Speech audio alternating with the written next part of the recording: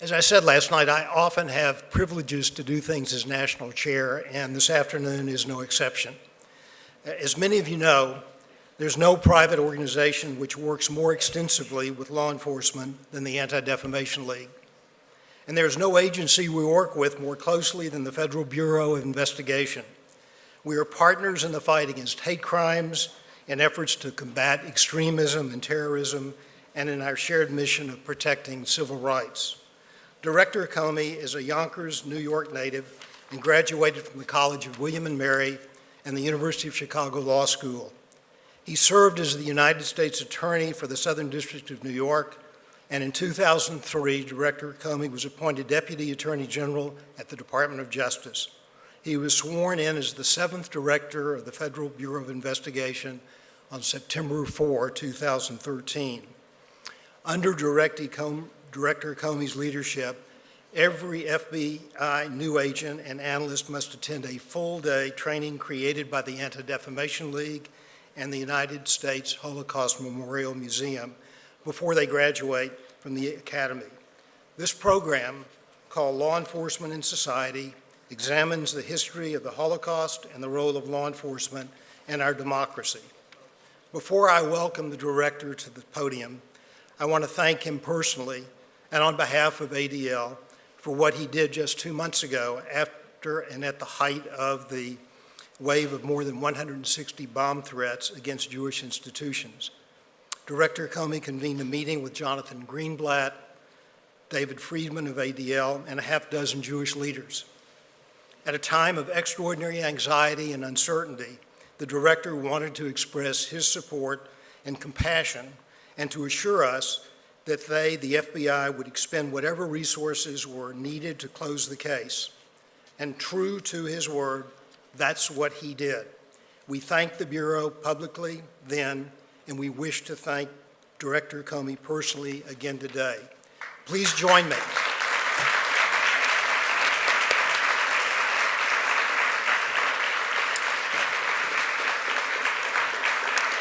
Please join me in welcoming the Director of the Federal Bureau of Investigation, James Comey.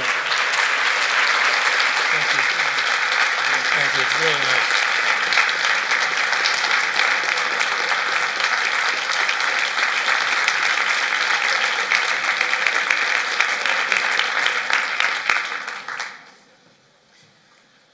Thank you for that. Thank you for that kind introduction. Thank you for your applause for the FBI. Who are people who spend all day, every day, worrying about protecting the people you're worried about protecting as well. I last spoke to you, it was spring of 2014, and I was 7 months into this job. It seems like a lifetime ago. I was, I think, taller then. When I spoke to you 3 years ago, I sang your praises. I sang your praises and highlighted the way you fight for inclusivity and diversity, highlighted the way you fight for equality and justice. And I did that because at the time I described yours as an organization that works with us to fight hate crime and terrorism, to educate law enforcement, to build bonds of trust with important communities all over the country. I labeled that speech 3 years ago a love letter to the ADL. 3 years later, I can say from the perspective of the FBI, we are still in love with you.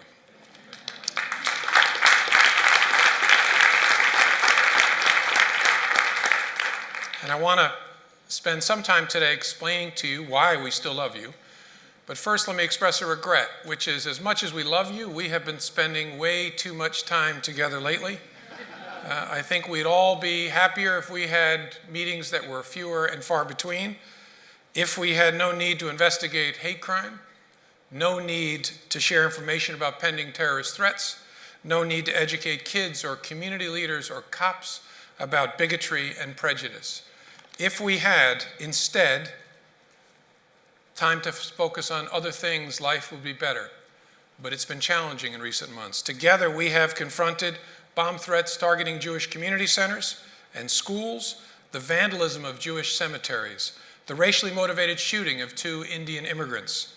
We have met together to talk about swastikas painted on synagogues and subway signs, a transgender woman attacked in her own home, a noose sent to an African-American attorney.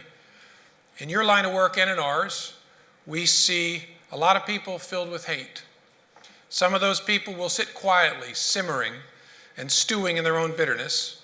Some will shout about it to anyone who will listen, ever hopeful that maybe their hate will attract hate. And while we can try and illuminate and educate those people who are sitting there simmering, some will always be trapped in that starless midnight that Martin Luther King wrote about so many years ago. We have to ask ourselves, are people emboldened by divisive rhetoric? Are there simply more opportunities to instill fear and intimidation today than ever before? Do the ways in which we now communicate, often anonymously and from a great distance, offer license to those who want to hate, who want to discriminate, who want to poison? Now, some of you may have read recently that I'm on Twitter. I am not a tweeter. I am there to listen, to read especially what's being said about the FBI and its mission. And sometimes it's a wonderful place, sometimes it's a depressing place, sometimes it feels like I'm all of a sudden immediately in every dive bar in America where I can hear everybody screaming at the television set. But it is free speech. You don't have to like it, you don't have to agree with it, but we will protect it because it is the bedrock of this great country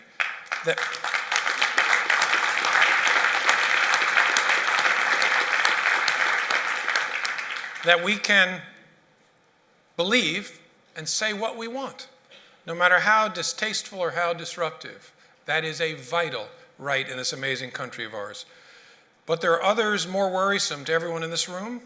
Those are the ones who stop talking about who they hate and what they hate so much and start acting on that hate.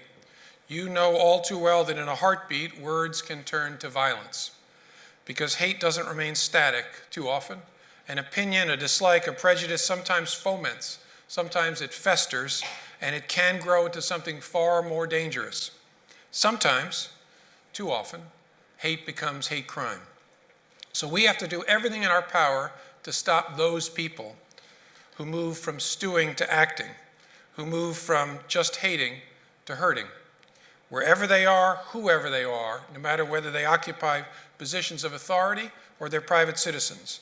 Of course, we have to do everything we can to educate, to talk to people about diversity and the strength that comes from our differences. But we also have to do everything we can to bring those who act on hatred to justice. Hate crime is different from other crime. It strikes at the heart of one's identity. It strikes at our sense of self. It strikes at our sense of belonging. And the end result is loss. Loss of trust, loss of dignity, and too often, loss of life. Hate crime hurts more than just the victim. It harms the entire community. Because an attack on one of us, because of who we are, or what we believe, or what we look like, is an attack on all of us. And we each must accept responsibility to speak up and to stop it. Because eventually, if we don't, it will come for all of us. I want to talk to you very briefly about and remind you of the ways in which the ADL helps the FBI and law enforcement educate ourselves. I believe the Holocaust is the most significant event in human history. And I mean significant in two different ways. It's of course significant because it was the most horrific display of inhumanity imaginable, one that simply defies words and that I believe challenges meaning. How could such a thing happen? How is that consistent in any way with the concept of a loving God? How could there be meaning in life when so many lives were snuffed out in such a way? I asked those same questions standing in the pit at Ground Zero in early 2002. I asked those same questions studying the history of slavery in America. I have asked those questions many times as I have confronted unimaginable loss and suffering. And standing here today, I know I am in good company in asking those questions. The answer for me is I don't know. We don't know. But we do know this, that it is our duty, our obligation, to make sure some good comes from unimaginable bad. Not to somehow make it worth it, that's nonsense. Not to justify the loss, but simply because it's what we must do as those left behind. It is our duty, regardless of race or religion or ideology, it is our obligation to refuse to let darkness win. It is our obligation not to let evil hold the field. There are so many ways to fight that darkness. This room is full of them. This room is full of people who have devoted their lives to making sure that evil doesn't hold the field. I also believe the Holocaust was the most significant event in history for a second reason, which is because although it was a display of inhumanity that defies words, I believe it was also the most horrific display of our humanity imaginable, a display of our true capacity for evil and moral surrender. And that second significance, the demonstration of humanity, is the reason we require every FBI agent and every analyst in training to come to the Holocaust Museum, because we want them to learn about abuse of power on a breathtaking scale. But we want them to confront something more painful and more frightening. We want them to see humanity. We want them to look into humanity's mirror and see what we are capable of. We want them to see that although the slaughter of the Holocaust was led by sick and evil people, those sick and evil leaders were joined by and followed by people who loved their families, who took soup to sick neighbors, who went to church, who gave to charity. Good people. I said something similar about this at a Holocaust Museum dinner not long ago, and I spoke about individual countries, which created enormous distraction, because although what I said was true, my point was about human beings, not individual countries. Good people help murder millions. And that's the most frightening lesson of all, that our very humanity is capable of convincing itself that we have to do this, it's the right thing to do. And that should frighten all of us. That's why we send our agents and our analysts to the Holocaust Museum, so they can stare at us and realize our capacity for rationalization and moral surrender. We want them to walk out of that great museum treasuring the constraint and oversight of divided government, the restriction of the rule of law, and the binding of a free and vibrant press. It's also the reason why we now require that every new agent and analyst also study the FBI's interactions with Dr. Martin Luther King, and as part of that curriculum, visit the King Memorial. I'm the 7th director of the FBI, as you heard, and I sit at the same desk, I think, that all the prior directors have used, and it has glass on it so that I don't ruin it. And on the right corner of that desk, under the glass, I keep a single sheet of paper. It's a memo from October of 1963 from Director Hoover to the Attorney General Robert F. Kennedy. And it's a memo from from Director Hoover on behalf of the FBI asking for permission to bug and wiretap Martin Luther King. It's 5 sentences long, and it's utterly without factual content. It simply asserts, quote, there's a communist influence in the racial situation, close quote. There's no date limitation, there's no geographic limitation, there's no technique limitation. It simply says, we need to wiretap this guy. Director Hoover signed it, Bobby Kennedy signed it, and we were off to the races. But here's the hard part. I'm not telling this story, and I don't keep that document there as a criticism to pick on Hoover or Kennedy. I have no doubt that both of those men believed they were doing the right thing. They were certain that their cause was just and certain that their facts were right. And in the absence of constraint and oversight, there was no one to tell them otherwise. I keep that piece of paper in that spot to remind me of what we in the FBI are responsible for and what we as humans are capable of, and why it is vital that power be overseen and constrained, including my power and that of the FBI.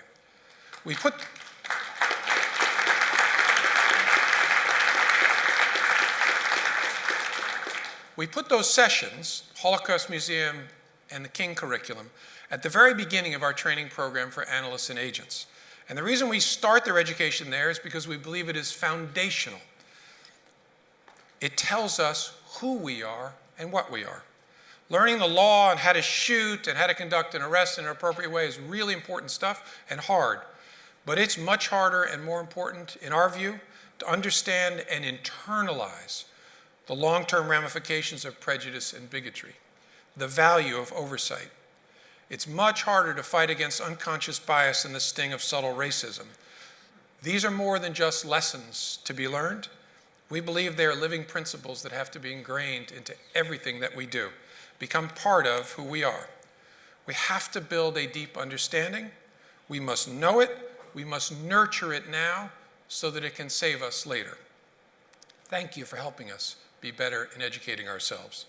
Now I want to thank you for your work in community outreach, because we work hard in the FBI not only to educate ourselves, again with your help, but to build bridges with your help to the communities we serve and protect.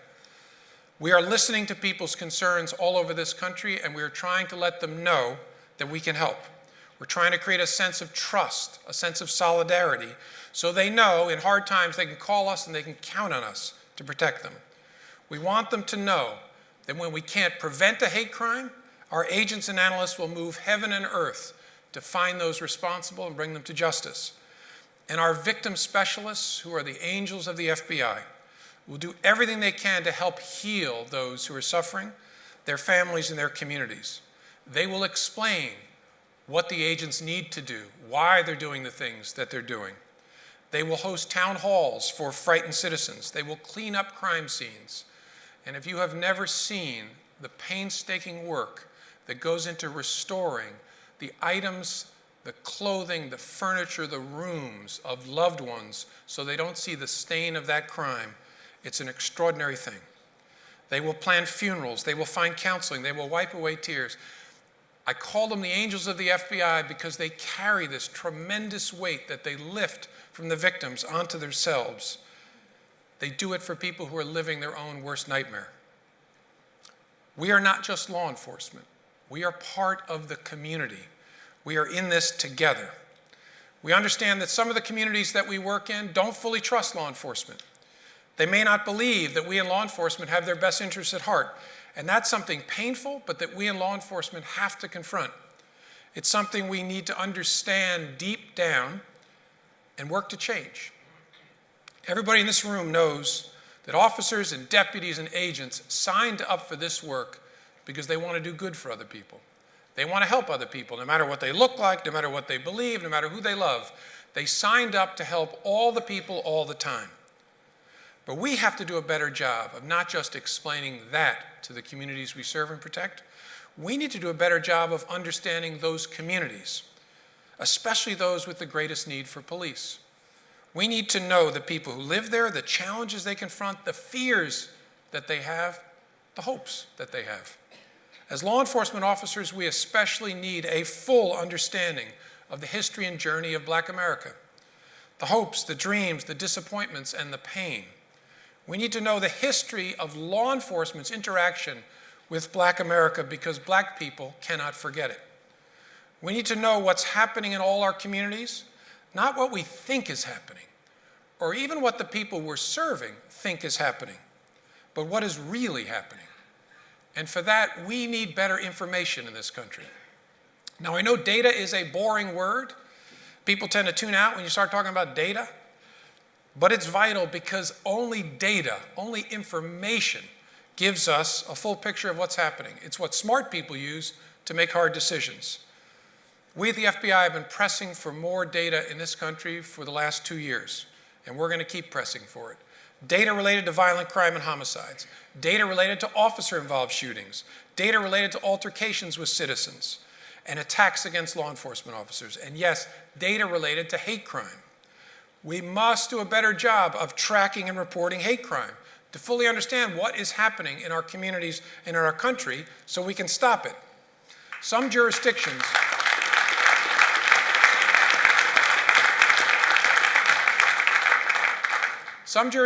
do not report hate crime data. Some say there were no hate crimes in their jurisdiction, which would be awesome if it were true. We must continue to impress upon our state and local counterparts how important it is that we track and report hate crime data. It's not something we can ignore, even though it's painful. It's not something we can sweep under the rug, even though it's painful. And lastly, we need to know and believe in good policing in this country. We need to live it, because up close, respectful, firm, fair, lawful, transparent law enforcement is what has always worked best in every neighborhood in this country. And to take one example, African Americans, like all Americans, know that good policing like that is the path to prosperity and to safety. We have to stand together, law enforcement, advocates like the ADL, community groups, and people from all walks of life understand what we need and insist upon it. And as part of that, we have to work to understand and recognize ourselves in one another. I sometimes think maybe the reason we struggle as a nation is because we've come to see only what the other represents at face value, instead of who that person really is. Who are they really? I've long believed that it's hard to hate up close. It is hard to hate someone when you know their story. It's long past time that we started learning each other's stories. I was in Orlando last June in the wake of the Pulse nightclub attack. And I wanted to go down there just to meet privately with the first responders, without any media, just to thank them for what they had done. And we met in a big church. And I spoke very briefly just to express the FBI's gratitude. Then I said, look, I'd love to take questions. And a hand went up, and a man in uniform stood up. And he said, my name is Menachem Green, and I'm Jewish, which confused me, but he went on. He said, I'm Jewish. He said, I was there that night. I ran towards the sound of gunfire, and next to me was a Muslim officer. He said, I'm quoting him, he said, we were Jew and Muslim and Christian. We were white and black and Latino and Asian. We were rushing towards danger to help people we didn't know, to help people we didn't know what they looked like, we didn't know what they believed, he said. We didn't know anything except they were people who needed us. And then he said very quietly, I wanted you to know that. And then he finished by saying, I think the American people should know that. And then he sat down. And there were more questions, and after it finished, an officer came up to me and sheepishly said, I'm the Muslim guy, that was a true story. And I said to that officer, and I said to Menachem Green, I said, I'm going to tell that story all over this country, because I do know it, but I think the American people need to know that story.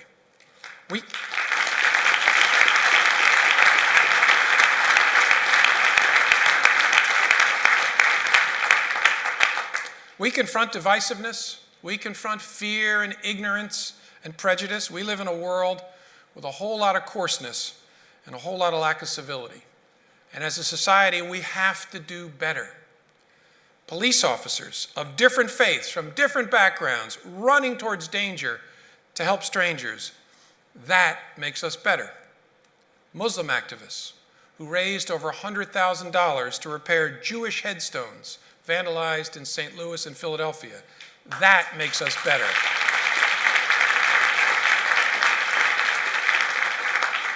Good Samaritans who painted over the vandalized slurs written on a neighbor's house so when they came home they would never have to see those slurs. A defaced sign on a Spanish language church that local pastors covered with posters that said, love wins. A lawn sign that says, whoever you are and wherever you're from, you're welcome here. Stories like those make us better. You make us better. For more than 100 years, you have advocated and fought for fairness and equality, for inclusion and acceptance. You never were indifferent or complacent. The word silence is not in your vocabulary. You have advocated for voting rights and on immigration issues. You fought against anti-Muslim prejudice. You fought against cyberbullying. You stood up for LGBT and gender equality. You have pushed and prodded for hate crime legislation. And you've helped us find terrorists all over this country and all over this world. And for all of that, we at the FBI are grateful. As an agency for sure, but also as Americans. My thanks to this room full of people who have devoted their lives to ensuring that evil does not hold the field. To Jonathan Greenblatt and David Friedman and Michael Lieberman and so many others who have chosen to do that with their lives. And on behalf of the Federal Bureau of Investigation, thank you for standing by us, for giving us the benefit of your experience, for making us better, and for serving this country alongside us. And so I close my letter 3 years later, love the FBI.